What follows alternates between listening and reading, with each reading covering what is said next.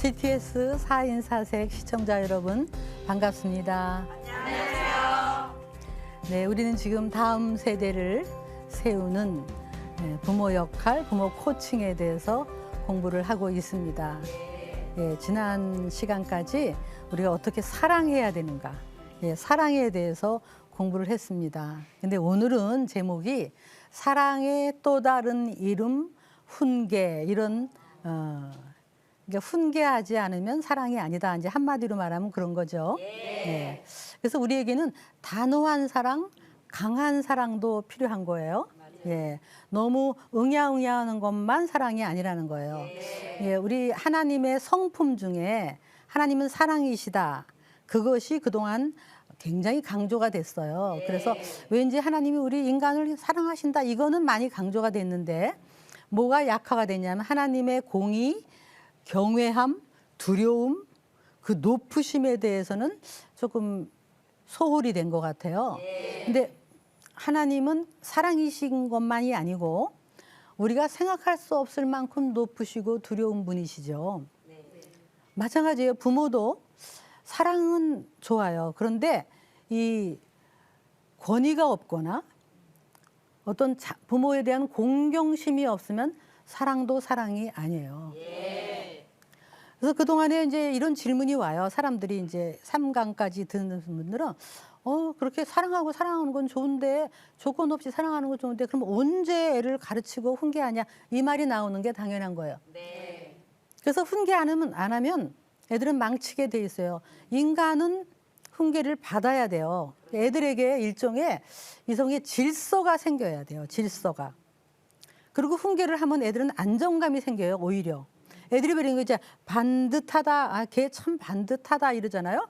그거는 뭔가 이 안에 질서가 있고 부모가 훈계하면 얘는 자기 절제력이 생기고 뭐가 경계선이 생겨요. 어떻게 살아야 될까에 대한 지침이 생기기 때문에 애들이 굉장히 안정감이 있어요. 근데 막 놔둬라 그래서 가끔 이렇게 텔레비에 보면 이 어린이 이렇게 풀어보면 애가 막 뜨거운 데를 막 돌아다니고 막 위험한 데를 막 돌아다녀요. 굉장히 자기가 자기를 이렇게 어떻게 할 줄을 몰라서 막 엉망으로 사는데 얘가 요구하는 건 이거예요. 나를 좀 제한해 주세요. 안 되는 건 안 된다고 나를 좀 그렇게 해주세요. 어쩌면 속으로 그거를 하고 있을지도 몰라요. 그래서 이런 얘기가 있어요.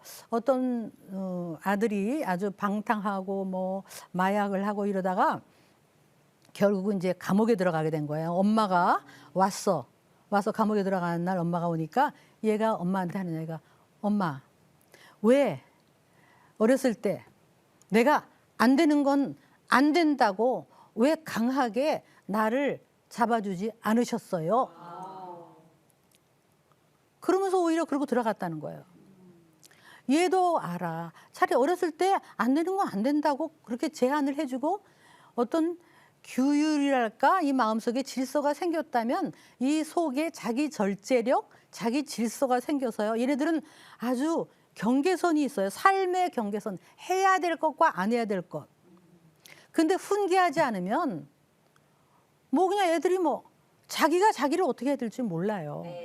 그러니까 애들이 나중에는 큰일이 나고 부모한테 오히려 원망하는 주위에 많아요. 주위에. 잠언에 이런 말씀이 너무 많아요. 잠언 29장에 보면 이래요.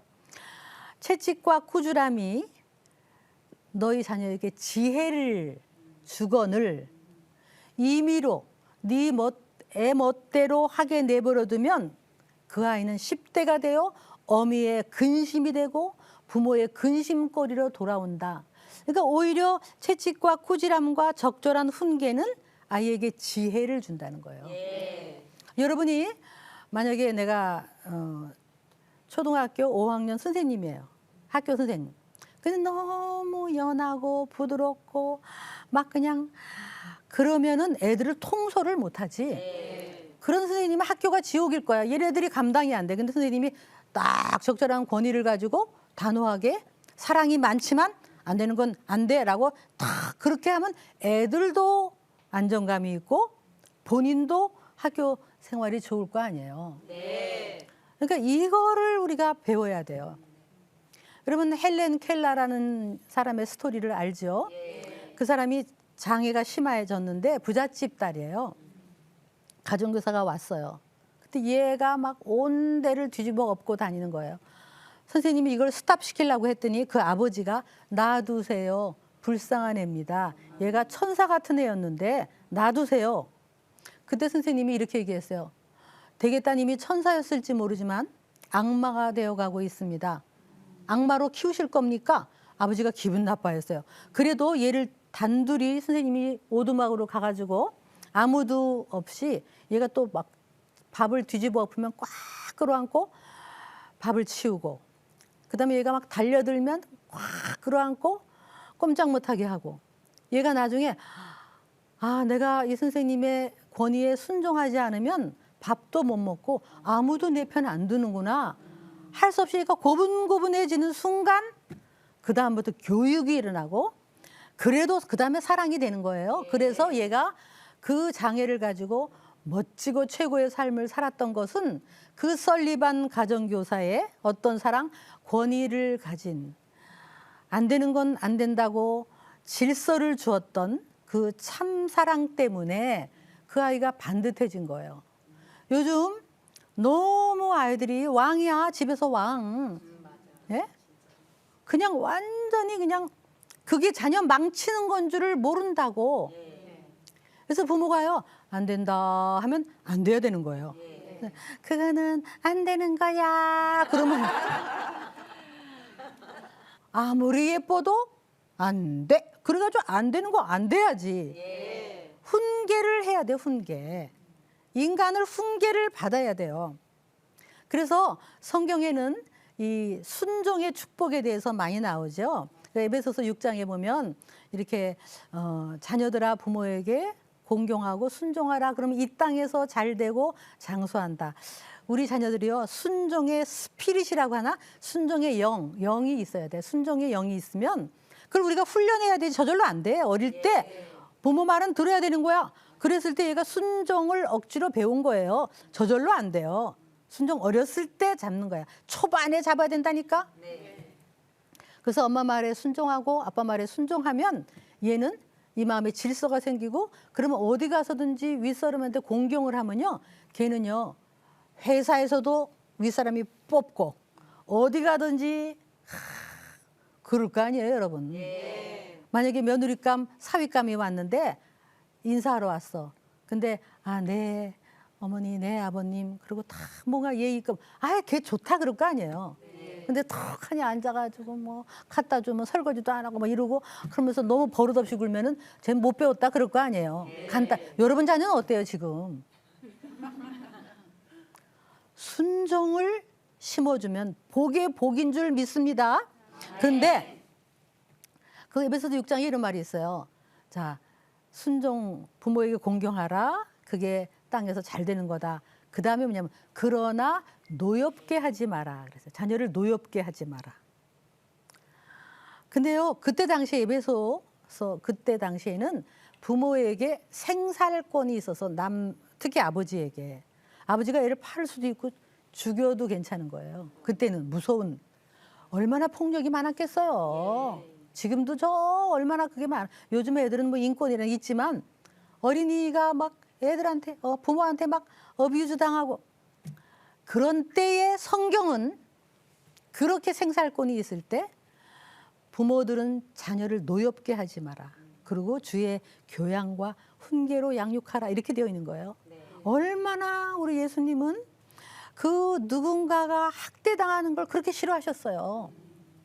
그래서 우리는 훈계한다고 해서 아이를 상처를 주거나 아이 마음에 분노를 일으키는 거는 훈계가 아니에요. 그러니까 여러분이 화가 나서 훈계하는 건 훈계가 아니야. 감정 폭발 이건 훈계가 아니야. 여러분이 감정이 폭발했다. 그러면 그때는 훈계하면 안 돼. 화가 이렇게 오를 때는 저만큼 가세요. 저 방에 가서 하나, 둘, 셋, 10 쉬고 이게 솔직히 얘를 위한 건가? 아니면 남편 꼴 보기 싫어서 얘한테 그런 건가? 솔직히 말해서 뭐 잘못된 자기 감정을 애한테 쏟아붓는 거냐? 아니면 얘를 위한 거냐? 그래서 우리들이 뭐 지풀에 애를 갖다 막 때리고는 내가 너를 사랑하니까 그러는 거야. 이거 거짓말 하지 마세요. 그렇게 하지 말고. 그다음에 이제 훈계에서 가장 중요한 게 하나 있어요. 뭐냐 하면 이제 엄마하고 아빠가 뜻이 같아야 돼. 그러니까 엄마가 안 된다 그러면 애들이 다 눈치를 봐요. 엄마 안 된다 그러면 이렇게 쓱 쳐다봐. 그럼 아빠도 엄마 말 들어라 안 된다 이러면 쥐가 어디 갈 거야? 할 수 없잖아. 그래야 애가 듣죠. 근데 엄마는 안 된다, 아빠는 내비둬라, 할머니는 기죽이지 마라 막 이러니까 애들이. 그래서 여러분요, 내가 애를 훈계할 때 남편이 와가지고 그 애 가지고 왜 그래, 걔가 뭘 안다고 이러면요, 오늘 배우셨으니까 이제 여보 잠깐만 방으로 들어오세요 이렇게 하세요. 가지고 딱 쳐다보고 이렇게 얘기하는 거야. 내가 애 야단치면 그때 혹시 내가 잘못해도 그 자리에서는 엄마의 권위를 세워주고 나중에 말하면 내가 당신 말 다 들을게. 그 자리에서는 나의 좀 권위를 세워주라고. 그래야 내가 애를 평소에 키우는데 도움이 되니까 나를 세워달라고 똑 부러지게 얘기하면요, 남편이 어떻게 하겠어요? 아내가 컨셉이 있네. 오히려 좋아해요. 왜냐면 어쩌다가 집에 들어왔는데 야 빨리 자라, 핸드폰 보지 마라, 야 너 막 집안이 난리가 나고, 집에 들어와도 이게 도대체 막 질서가 없어. 근데 집에 들어오니까 다 엄마가 다들 8시 되면 씻고 잘 준비해라 탁 하고 애들이 네 그러고 다 들어가서 가서 또 기도해주고 자라 그러고 둘이 앉아서 차 마시고 남편이 집에 들어와도 얼마나 이게 질서가 있고. 이게 여러분 어머니 역할은 교육자고, 그러니까 내가 이걸 배워야 돼요. 왜 애를 무서워해? 나는 어머니들이 애들을 무서워해. 자기 애를 두려워하는 부모가 있어. 그러니까 애들한테 감당을 못하는 거야. 그러면 애가 어떻게 잘못된다고. 그래서 부부가 한 뜻이어야 된다. 그런데요, 서로 권위를 세워주세요. 그래서 애들이 아빠한테 버릇없이 굴면 아빠한테 그럼 못 쓴다. 아빠가 얼마나 수고하시는데 탁 이렇게 해주세요. 또 애들이 엄마한테 함부로 하면 아빠가 그래야 되지. 어디 엄마한테 이렇게 함부로 해? 그럼 못 써. 이러고. 그렇게 하면요, 애들이 서로 엄마는 아빠를 세워주고 아빠는 엄마를 세워주고 이게 권위를 세워주는 거지. 요즘 아빠의 권위를 너무 없어요, 권위가. 아빠들이 이제 들어오면서 나왔다 그러면요, 엄마가 가가지고 좀 조용히 들어오라고, 애 공부 공부하는데 봐. 그러면 아빠들이 막 요러고 들어와, 요러고. 아빠가 들어오면 애들이 나가서 다녀오셨습니까? 오늘도 저희를 위해서 수고하셨습니다. 이렇게. 옛날에는요, 우리 아버지들이 숟가락 들기 전에 애들이 숟가락 안 들었어요. 그게 권위주의가 아니고 정말 질서예요.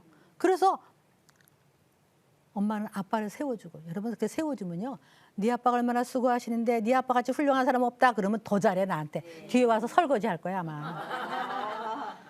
또 할머니들은 또 애미 말 들어라 그래야지. 너네 가지고 왜 그러냐, 나한테 불만 있냐 이러시면 안 되지. 어른들이 똑같아. 애들이요, 여기 내가 이렇게 때를 쓰는데 엄마나 할머니나 누가 내 편 들 사람을 찾는 거야. 근데 어른이 다 시침이 뚝 떼고 속으로는 어떨망정 뚝 떼고 가만히 있으면 애들은 다 듣게 돼 있어요. 그래서 부부가 한 뜻이어야 된다. 좀 마음에 안 들 때가 있어요. 남편이 쓸데없이 막 야단칠 때요. 이거 부부 한 뜻이라 그랬더니 어떤 분은 그냥 한 뜻이라는 걸 할 수 없이 그냥 얼굴에 근데 그냥 불만이 가득 찬 게 있어. 애들이 그것도 다 봐. 그러니까 그냥 속으로 기도하면서 어쨌든 어른들이 다 하나가 돼서 나중에 서로 얘기하는 거예요. 이럴 때는 애들 어떻게 할까. 정말 사랑한다면 바로잡아야 되고, 사랑한다면 훈계해야 되고. 그러니까 성경에서 말하는 훈계는요, 벌 주는 게 아니야. 벌 주는 게, 우리가 영어를 한번 해본다면 punish라는 게 있어요. 벌 준다. 영어는 성경에서 그게 아니고, 훈계는 뭐냐면 고쳐준다. correction. 그다음에 훈련한다. discipline 이런 단어를 써요. 그래서 정정해주고 바로잡아주고 훈련해주는 거지 벌 주는 게 아니라고. 너 혼나 벌 주는 게 아니고. 훈계의 진정한 의미는 얘가 바로 가게 하는 거니까. 그래서 야단치는 것만 훈계가 아니라요. 여러분 바로 잡아주려면 칭찬으로 바로 잡아주는 거, 칭찬으로 바로 잡아줄 수가 있어요. 그러니까 얘가 예를 들면 동생을 늘 그냥 못되게 굴고 넌 동생을 이렇게 동생한테 그래. 넌 동생하고 막 이렇게 야단치게 훈계가 아니고 어느 날 보니까 얘가 동생한테 형 물 좀 줘 그러더니 물을 갖다 주는 거예요. 그럴 때 얘기하는 거예요. 아이고 세상에 형이 동생을 이렇게 사랑하네. 아유 동생한테 물도 갖다 줬어. 아우 여보 아까 우리 형이 동생 물 갖다 줬어요. 그러면 얘가 그다음부터 물을 갖다 주죠. 이게 훈련이잖아. 그러니까 칭찬을 통해서 고쳐주는 거니까. 얘가 인사성이 없어요. 얘는 인사성이 없어요. 그러는데 엘리베이터를 탔는데 어떤 아줌마가 있는데 안녕하세요. 뭐 이랬어요. 그 우리가 무슨 인사가 그래 이렇게 아니라 아이고 우리 아들이 인사를 했어. 아유 인사성이 밝아요. 그러면 얘 보세요. 내려가면 경비 아저씨한테 안녕하세요. 이럴 거예요. 잘못됐을 때 야단만 치는 게 훈계가 아니라 그렇게 바로 잡아주는 거예요. 어쨌든 애들은 마땅히 가야 할 길을 고쳐줘야 돼요. 성경에 누누이 나와 있어요. 제사장인데 자식이 저주를 자청하되 금하지 아니한 거로 그 집이 완전히 패가 망신해. 우리 주위에 너무나 많아요. 부잣집 무슨 뭐 대단한 집의 아들들이 딸들이 완전히 잘못됐는데 왜? 얼마나 어렸을 때 사랑했겠어.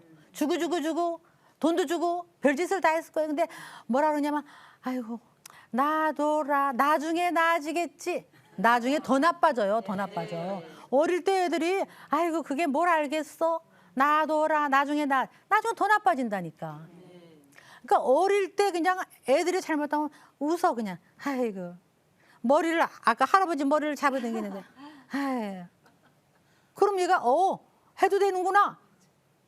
여러분 그럴 때 사랑한다면 딱 부러지게 안 되는 거예요. 애가 울어도 그럼 애가 쭈삐쭈삐 울잖아. 아 울면 얼마나 불쌍해. 또 할아버지들 할머니들은 또 그 미안. 아이고 우는 것도 예뻐. 우는 것도. 젊은이 엄마 아버지들은 몰라요. 우리 나이 들면 그 우는 것도 이뻐. 근데 속으로는 웃음이 나도요. 그래도 쭈삐쭈삐 울 때도 안 돼. 할아버지 머리 끄덕이면 안 되는 거야. 그리고 웃으면 옆 뒤에서 웃고. 우리 삶에 고난이 있는데요. 고난이 있어도 그게요. 때로는 하나님이 우리 벌 주시는 게 아니에요. 하나님 우리를 고쳐주시려고. 그 고난도 일부러 우리를 힘들게 해서 바로 잡아주려고 하는 거예요. 그래서 어쩌면 지금 나라가 좀 어려운데 이 어려운 것도요. 우리가 그동안 너무 방종했거든. 너무 감사하지 못했거든. 너무 이기적이었거든. 그러니까 너희들 좀 정신 좀 차려라 그러고 이렇게 고난을 주시는 거일지도 몰라. 이럴 때 빨리 돌아와야지. 빨리 돌아와야 돼. 그래서요. 하나님은 사랑과 공의 이게 밸런스를 이루어야지. 부모도 마찬가지예요. 사랑만 있으면 안 되고 권위와 훈계가 이게 밸런스를 이루어야 돼요. 그래서 이런 예화가 있잖아요. 어떤 재판관이 아주 재판석에서 그런 죄를 지으면 사형이다 이렇게 선포를 했는데요. 보니까 아들이야. 내 아들이 들어오는 거야. 그 죄를 짓고.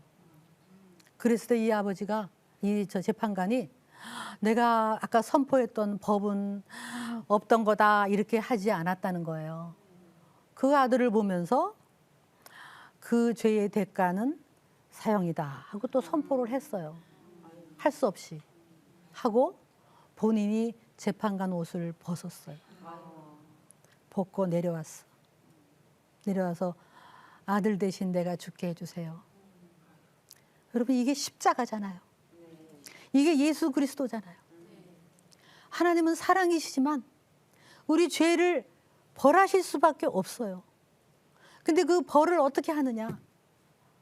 친히 십자가에 그 수치를 당하면서 그 죄값을 우리 대신 다 치르신 게 그 십자가가 하나님의 사랑과 공의가 다 이루어진 거예요.